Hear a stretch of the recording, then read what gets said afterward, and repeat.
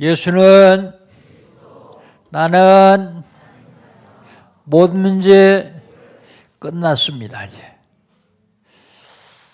우리 신앙 고백합니다. 주는 그리스도시요 살아계신 하나님의 아들이십니다.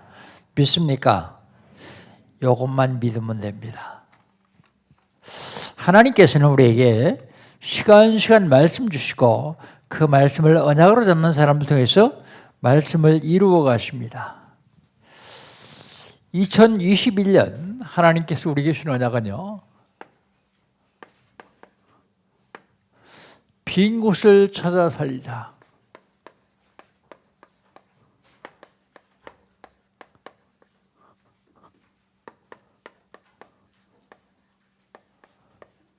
빈 곳이 어딥니까? 먼저 개인적으로 빈 곳이 있습니다. 개인적으로 영적으로 빈 곳, 육신적으로 빈 곳, 경제적으로 빈 곳, 이거 찾아내서 살려야 됩니다. 교회에 빈 곳이 있습니다. 새가족, 낙심자, 소외된 자, 이들 찾아가지고요, 포럼을 통해서 이들을 살려내야 됩니다. 현장에 빈 곳이 있습니다. 내가 살고 있는 지역, 내가 다니는 직장, 내 주변에 있는 학교, 그리고 공공기관, 이게 다 텅텅 비었습니다. 지금은 황금어장이요. 근데 놔두면 사각지대입니다. 사각지대 그냥 놔두면요, 재앙지대예요. 재앙지대. 그러면 거기서 일어나는 재앙이 우리와 우리 후손들에게 덮치게 되어 있습니다. 어떻게 하면 되겠습니까? 응답의 현장으로 가면 돼요. 응답 현장이 어딥니까? 237 빈 곳입니다. 237 빈 곳 어떻게 하죠? 영적 통신망의 파수꾼 되면 돼요. 기도로 하는 겁니다. 치유의 빈 곳으로 가면 됩니다. 응답 현장은 치유의 빈 곳이요. 어떻게 합니까? 영적 의사 돼서 가면 됩니다. 응답 현장은 서밋이 빈 곳입니다. 서밋이 빈 곳은 성공을 해놨는데 어렵습니다. 돈은 많이 벌었는데 어렵습니다. 그래서 그들에게 영적 대사로 가면 됩니다. 영적 대사. 4월달 하나님 우리 주신 언약은 뭡니까? 알아야 할 것이 있습니다.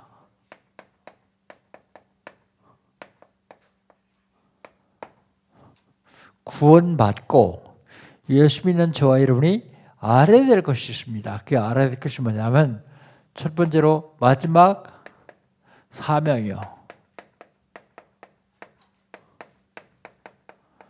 마지막 사명. 사람들이 이 마지막 사명을 몰라가지고 허송세월해요. 마지막 사명을 찾아야 됩니다. 찾았으면 그 사명 감당하지 못하면 눌리거든요. 마지막 사명 찾았으면 그 사명을 누리는 것입니다. 그리고 그 마지막 사명, 내가 찾고 누리는 것이 바로 성취될 걸 확신하는 것입니다.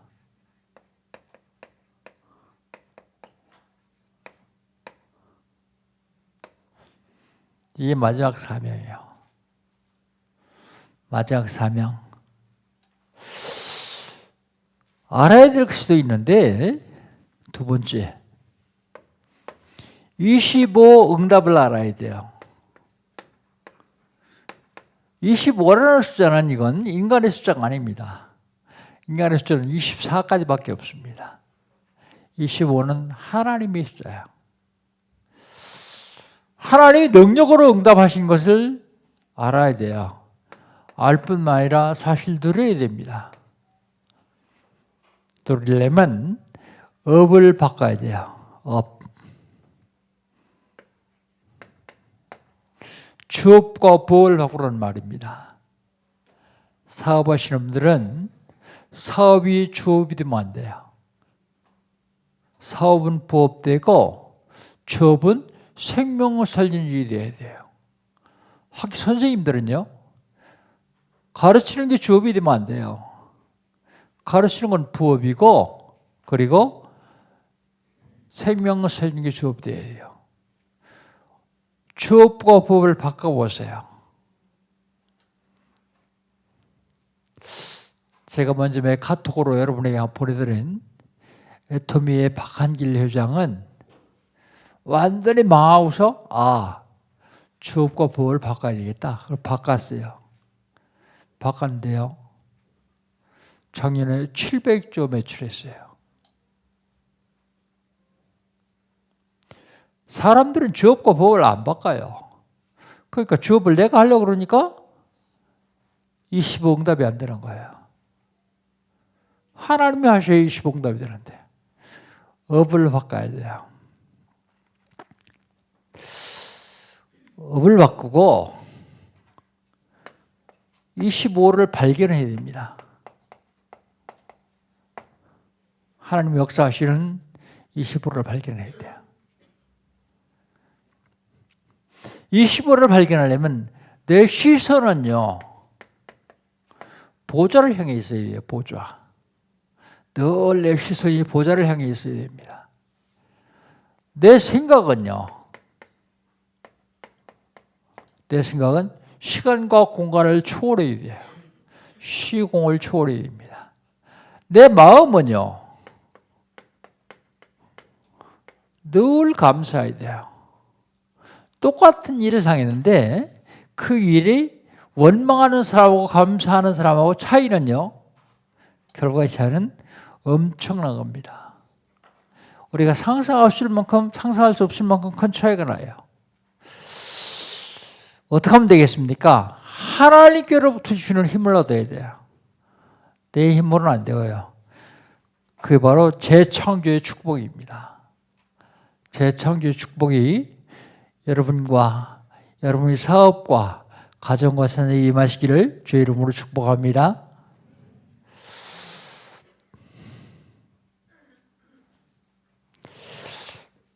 그 다음에요, 알아야 될 것이 있는데 마지막 기회를 알아야 돼요. 마지막 기회. 마지막 기회에서는요, 업의 적성입니다. 업의 적성. 나의 것을 찾아야 돼요. 나의 것을 찾아서 최선을 다하는 겁니다. 그게 업의 적성이요.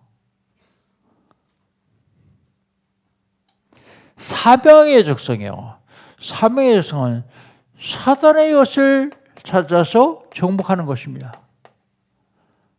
사단의 것 찾아서 정복하는 거예요. 이게 사명의 적성입니다. 그 다음에 내용의 적성이요.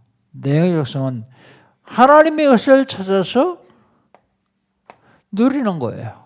하나님을 찾아 누리는 것. 이게 4월달 우리에게 하나님 주신 언약입니다.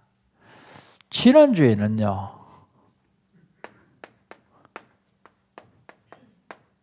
주인을 바꾸라 그랬어요.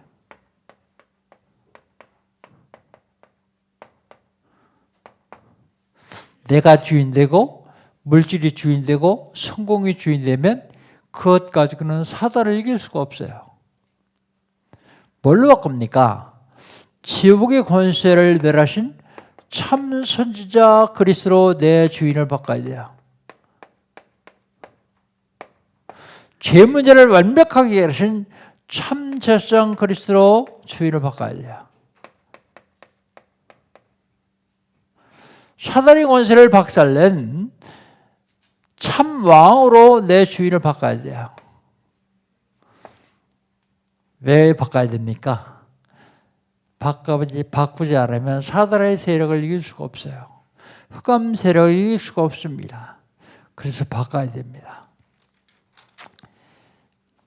그렇다면 이번 주간에 하나님이 우리에게 주신 언약이 뭡니까?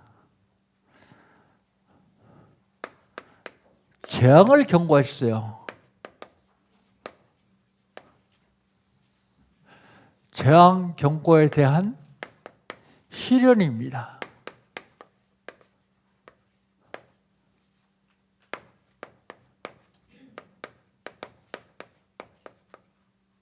재앙 경고에 대한 실현. 첫 번째로 하나님은 말씀을 실현하세요.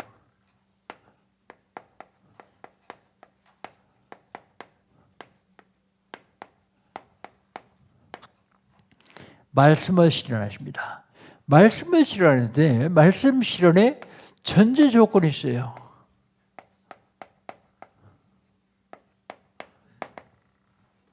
(10장) 4절 5절.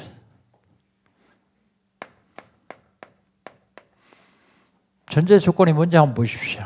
4절 5절입니다. 같이 한번 읽겠습니다.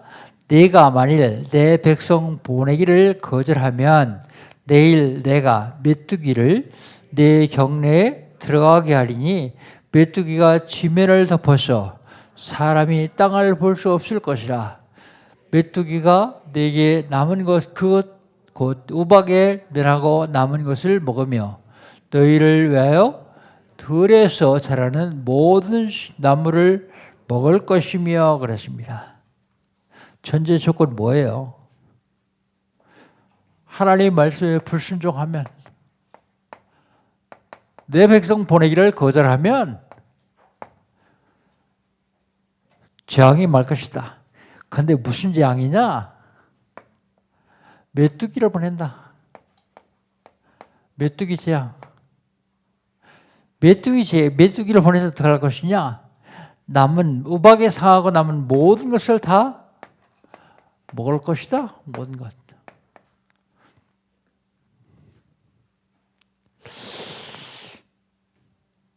하나님이 말씀을 주십니다. 누구에게요? 모세에게. 모세가 받은 말씀이 뭡니까? 실현해야 되겠는데요. 12절 보십시오. 12절. 같이 읽습니다. 12절. 여호와께서 모세에게 이르시되 애굽 땅 위에 네 손을 내밀어 메뚜기를 애굽 땅에서 올라오게 하여 우박에 상하지 아니한 밭의 모든 채소를 먹게 하라 그랬습니다. 받은 말씀이 뭐냐 하면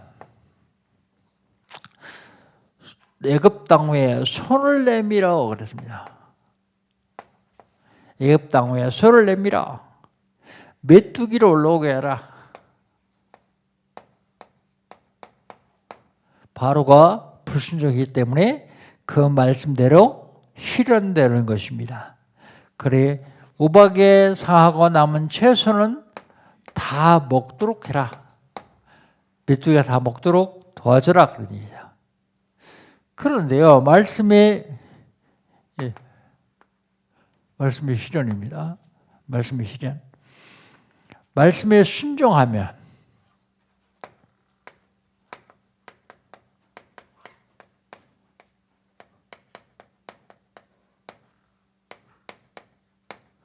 (13절입니다) 13절 같이 한번 읽겠습니다. 13절. 모세가 애굽 땅 위에 그 지팡이를 들매 여호와께서 동풍을 일으켜 온 밤에 불게 하시니 아침이 되매 동풍이 메뚜기를 불어들이니라. 말씀에 순종했더니요, 어떤 일이 일어납니까? 어떤 말씀에 순종했습니까? 하나님 말씀에 순종했거든요. 그런데 마태복음 5장 18절에 보면 그 말씀은요, 천지가 없어지기에는 한마디도 떨어지지 않아요. 절대 불변하는 말씀이죠. 마태복음 24장 35절에 보면 천지가 없어질지언정 하나님의 말씀은 그대로 살아있을 것이다. 그 말씀에 순종하는 겁니다. 그 말씀대로 순종해서 지팡이를 들었어요. 지팡이를 들었더니 동풍이 계속 불어오는 거예요. 동풍이 불어와서 메뚜기를 불러들이는데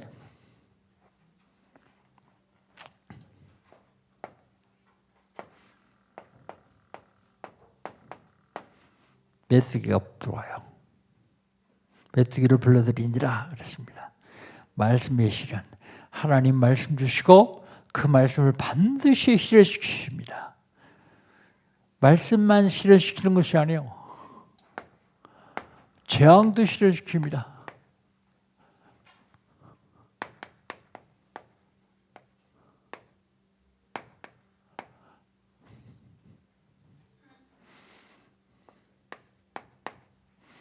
재앙 실현.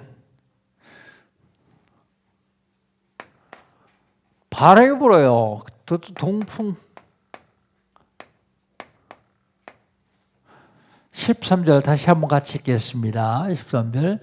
모세가 애굽 땅 위에 거집하기를 내매 여호와께서 동풍을 일으켜 온 낮과 온 밤을 불게 하시니 아침이 되매 동풍이 메뚜기를 불러들이니라 그랬습니다. 동풍이 불었어요. 하나님의 역사입니다.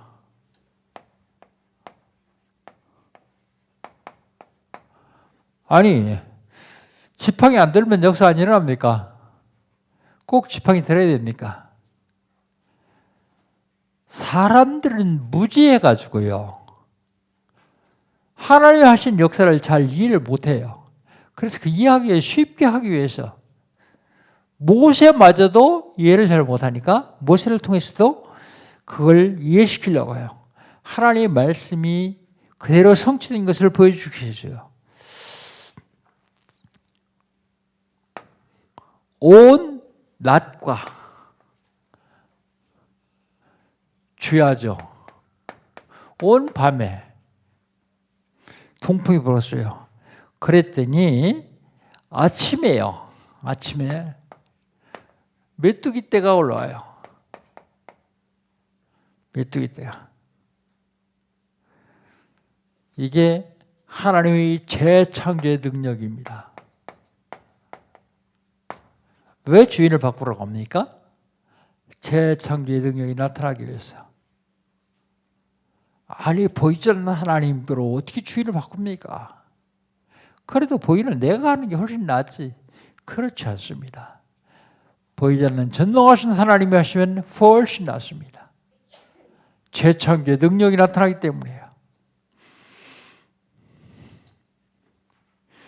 재앙이 얼만큼이라냐? 전무후무한 재앙이요.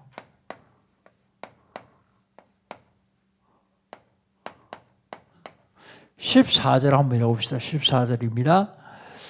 메뚜기가 애굽 온 땅에 이르러 그 사방에 내리매 그 피해가 심하니 이런 메뚜기는 전에도 없었고 후에도 없을 것이라 그랬습니다. 메뚜기 떼가요 사방이에요. 동서남북에 다 내렸단 말이죠. 사방에. 그 피해가 아주 굉장히 심했어요.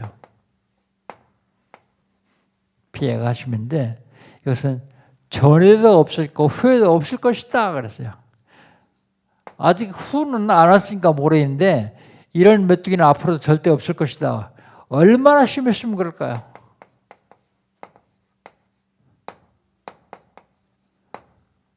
보는 사람이 이런 재앙은 후에도 없을 것이다 할 정도로 왔습니다. 그러면 그 재앙을 실현하는데 재앙의 정도를 한번 봐요. 재앙의 정도. 15절입니다. 15절 같이 한번 읽읍시다. 메뚜기가 온 땅을 덮어 땅이 어둡게 되었으며 메뚜기가 우박에 상하지 아니한 밭의 채소와 나무 열매를 다 먹었으므로 애굽 온 땅에서 나무나 밭의 채소라 푸른 것은 하나 남지 아니하였더라 그랬습니다. 땅이 어둡게 되었어요. 어둠. 땅이 왜 어두워요? 태양을 막았어요. 뭐가요? 메뚜기 떼가 얼마나 많으면 메뚜기 태양을 막아서 땅이 어둡게 되었을까요? 흑암입니다. 흑암. 우박에 상하지 않은 건 다 먹었어요. 다.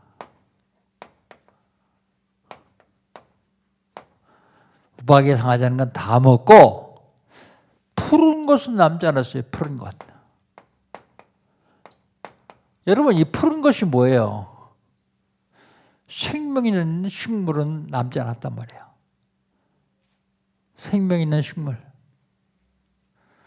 푸른 것은 남지 않았다. 그러니까 식물의 생명은 하나 남지 않고 다 먹어치워버렸다. 그런 얘기예요. 재앙에 대한 경고, 재앙에 대한 경고의 시전. 먼저 말씀을 실현하시고요. 재앙을 실현하고요. 근데 사단에게 쓰임받는 사람들은 항복을 실현합니다.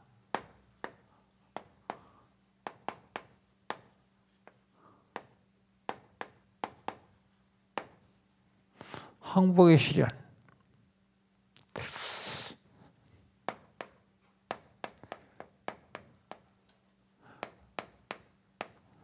자백합니다. 자기 죄를 자백하는 거죠. 16절을 같이 한번 읽어봅시다. 바로가 모세와 아론을 급히 불러 이르되 내가 너희의 하나님 여호와와 너에게 죄를 지었다 그랬어요. 얼마나 죽겠으면 급히 불렀을까요? 하나님께 죄 졌다. 그리고요 모세에게 너에게 성경은 그렇게 얘기하고 있습니다. 하나님 말씀을 전하는 네 말을 듣지 않은 너에게도 죄를 졌다고 자백합니다.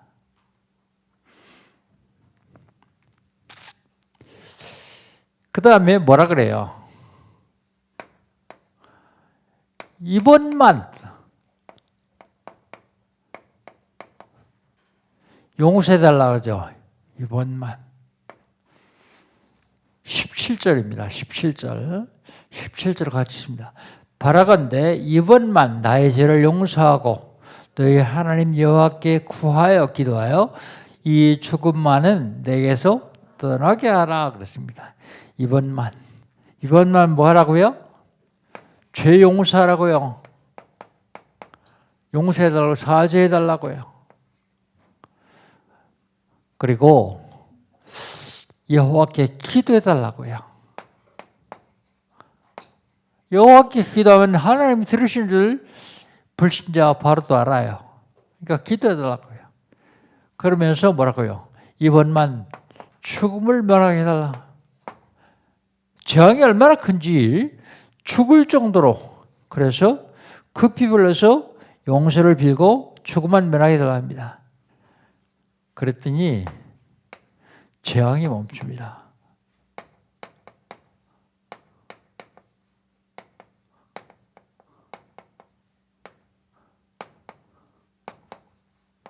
재앙이 멈춰요. 먼저 18절 한 절을 봅시다. 18절 같이 읽습니다. 그가 바로에게서 나가서 여호와께 구하며 기도해요. 19절입니다. 19절. 여호와께서 들이켜 강렬한 서풍을 불게 하사 메뚜기를 홍해에 몰아넣으시니 애굽 온 땅에 메뚜기가 하나도 남지 아니하니라 그랬어요. 서풍으로 하나도 남지 않게 완전히 메뚜기를 홍해에다 다 불어넣었어요. 재앙이 멈춥니다. 마지막 20절입니다. 그러나 같이 있습니다. 여호와께서 바로의 마음을 완악하게 하셨으므로 이스라엘을 보내지 아니하였더라 그랬습니다. 바로의 마음을 완악하게 했다고요. 이제 그만해도 되는데 왜 자꾸 완악하게 했다가 또 벌 줬다가 또 완악하게 했다가 벌 줬다가 그럽니까? 아직도 못 깨달았어요. 이스라엘 백성도 아직 못 깨달았고 바로도 아직 못 깨달았습니다. 얼마나 맞아야 깨달을까요? 반 죽도록 맞아야 됩니다. 반 죽도록 맞고 깨달으면 다행이에요. 근데 못 깨달아요.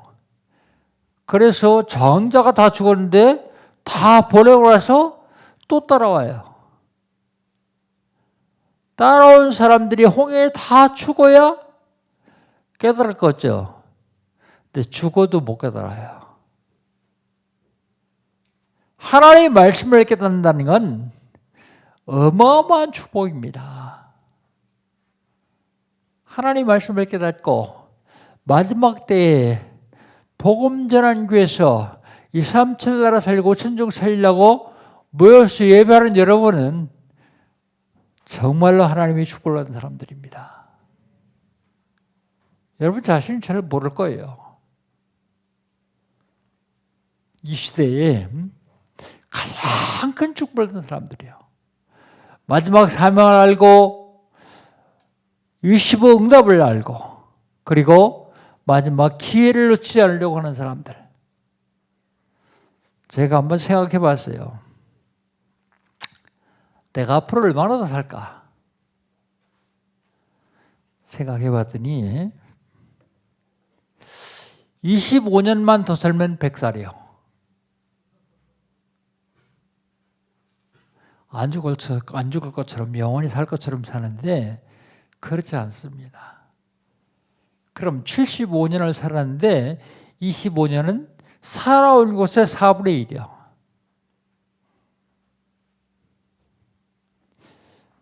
한번 가요? 안 가지 않습니다. 분명히 깨달아야 됩니다. 마지막 사명이 뭐냐? 이 사명을 감당하려면 내 힘으로 안 돼요. 마지막 기회를 절대로 놓치면 안 됩니다. 하나님은 저와 여러분에게 마지막 사명 주시고 25 능력 주시면서 마지막 기회를 놓치지 말라고 말씀하십니다. 그렇다면 우리가 결론적으로 봐야 될 게 있습니다. 하나님의 말씀은 반드시 실현됩니다.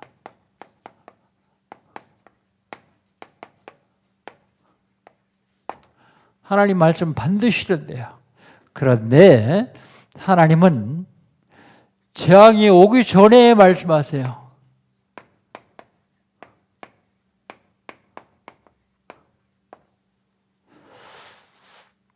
지금 저는 코로나가 한국과 전 세계의 재앙으로 보고 있거든요. 그런데 이 재앙이 오기 전에 많은 뜻 있는 사람들이 한국 교회와 세계 교회가 너무 많이 분열하고 너무 많이 싸운다. 그러다가 하나님 징계가 올까 두렵다. 그런 얘기를 하는 목사님들을 몇 분 들어봤어요. 그분들 얘기는 중세교회에 교회가 무너지니까 흑사병이 왔는데 유럽 전 인구의 절반이 죽었다 그래요.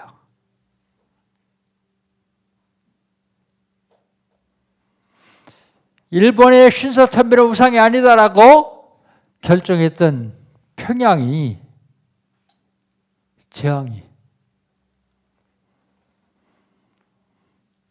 재앙이 오기 전에 하나님은 꼭 말씀을 주시거든요. 알려주시거든요. 근데 잘 못 깨달아요. 재앙이 온 다음에라도 깨달으면 다행입니다.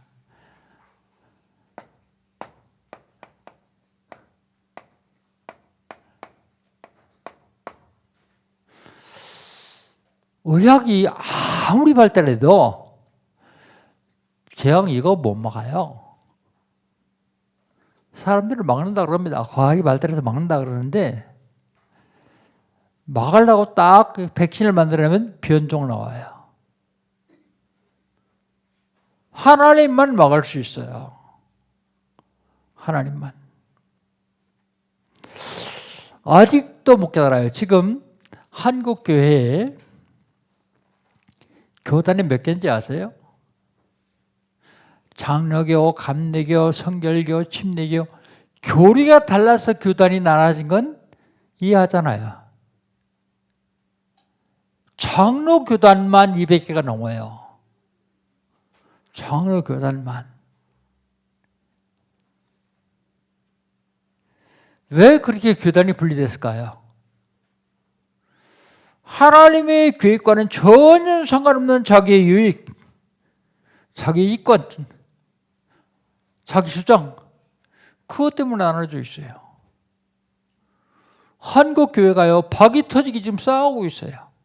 요즘은 못 모이니까 안 싸우죠. 뭐에 싸우는데? 한국 교회 통계적으로 봐서 300명 넘어서 500명을 넘으면 싸움 붙기 시작해요. 하나님의 계획이 무엇일까요? 하나님 우리에게 하신 말씀이 뭘까요?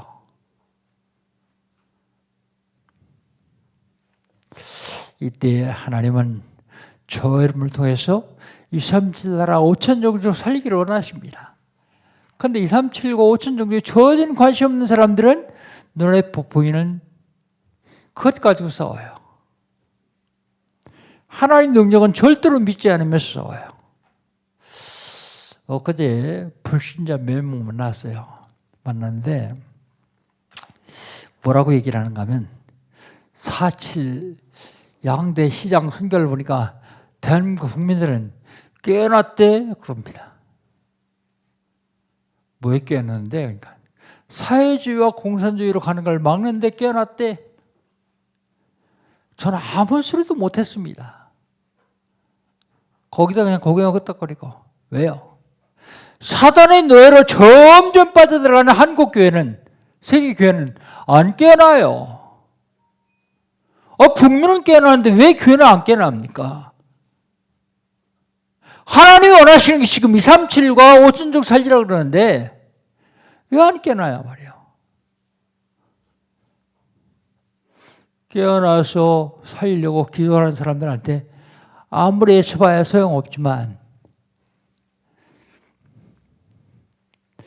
학교 잘 나오는 아이들 앞에 앉아놓고 결석하지 마라 그러는 거 똑같죠. 그런데 우리도 좀 더 깨달아야 돼요. 진짜 지금 하나님 원하시는 게 무엇이냐? 하나님 지금 계속해서 말씀 주시는 말씀의 내용이 뭐냐? 그거 깨닫지 않으면요, 이 재앙 쉽게 안 끝나요. 이 재앙 빨리 끝내려면요, 하나님의 계획을 빨리 알고 하나님의 경고를 빨리 듣고, 이미 재앙이 왔잖아요. 온 이후라도 바로 깨달아야 돼요.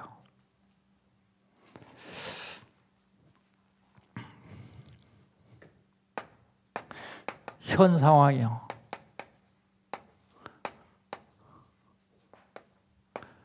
잘 적응해야 합니다. 지금 비대면요, 비대면 사업, 우리 사업하시는 분들도 비대면 사업에 성공하지 못하면 성공 못해요. 어떻게 하면 비대면 사업에 성공할 것인가를 기도해야 돼요. 연구해야 돼요. 비대면 전도. 사람 만나야 전도하지 뭐. 그때 우리 성도 보니까요, 성도를 보니까 비대면 전도하는 사람 많더라고요. 일단은 명단적으로 기도 시작하잖아요. 이 재앙이 왜 왔는가? 온 인류를 구원하시려고 하나님 육신을 입고 이 땅에 오셔서 십자가에 죽으시고 부활하셔서 우리와 함께 하시면서 지금 하신 말씀이 237 살려라, 5천족 살려라. 그거 제껴놓으면 안 돼요. 비대면 전도. 내가 만나는 사람들을 향해서 전도해야 되는데 못 만나니까 그들을 위해서 기도해야 돼요. 그 다음에 비대면 목회.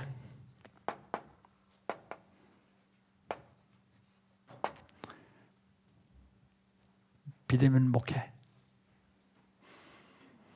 이거 성공해야 됩니다. 현재 상황에 잘 적응해야 돼요. 정릉 사랑교회에 장로님 한 분이 등록을 하셨는데 그 장로님 직업이 경매업이에요. 경매업. 그전 목사님한테 그러더래요. 목사님, 한국 교회 큰일 났습니다. 왜 그러냐 그랬더니 코로나19 오기 전보다 경매물이 갑절도 더 나왔다는 거예요. 갑절 더 나왔다. 일단 한국 교회 어떻게 되겠죠? 사랑하는 성도 여러분, 우리는 앞으로 이 시대를 한 치 앞도 내다볼 수 없습니다. 하나님의 인도를 받아야 돼요. 성령의 인도를 받아야 돼요. 지금 이 시대에 하나님이 무슨 경고를 하시고 이 시대에 어떤 재앙이 올 것인지를 바로 알고 과연 내 자리에서 내 있는 현장에서 나는 어떻게 처신해야 될 것인가를 깨달아야만 됩니다. 많은 사람도 필요하지만 하나님은 소수를 가지고 항상 재앙을 맞고 세상을 뒤집었습니다. 재앙에 대한 경고의 실현, 하나님 지금도 실현하고 계시는데 저와 여러분이 지금 어떻게 해야 될 것인가를 다시 한번 생각하고 내가 있는 현장에서 재앙 막는 237 살리는 5천 정도 살리는 저 여러분 되시기를 주의 이름으로 축복합니다. 하나님 감사합니다. 재앙 시대에 하나님이 우리에게 주시는 언약을 잡게 하시오니 감사합니다. 이 언약을 놓치지 않냐고 언약대로 하나님께 쓰임받는 저희들 될 수 있도록 축복하여 주시옵소서. 비대면 시대에 하나님 많은 영혼들을 살려야 되겠는데 저들을 위해서 기도하며 전 세계를 살릴 수 있는 영광께 온 성도를 낼 수 있도록 축복하여 주옵소서. 예수님의 이름으로 기도합니다. 아멘.